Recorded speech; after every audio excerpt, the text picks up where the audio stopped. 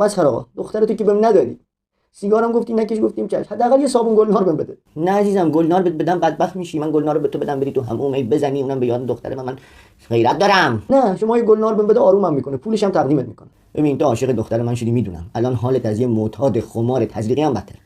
گلنار میخوای بری بزنی خودت راحت کنی، ولی خوب نیست برات، کور میشی. پس فردا بهت گفتم خرید و فروشش سخت میشه، دولت اینو ممنوع میکنه، داستانایه. من میخوام راحتت کنم پسر. خب پیشنهادت چیه که راحتم کنی؟ بیا این چیه؟ چاقوه، میدونی چیه؟ بگیرش. ببین ببرش، خودتو راحت کن. ببرمش؟ ببرش. نه نمیتونم، از بیخوابان میترسم اسخر آقا. نه ترس، ببر. باشه اگه میگین راحتم میکنه الان میبرمش. مرگ یه بار، شیون یه بار. ببر، تو میتونی.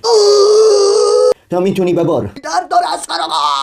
آره درد داره ولی آخراشه. درد داره، زود تموم میشه، ببر. میای تموم میشه هرچی غمه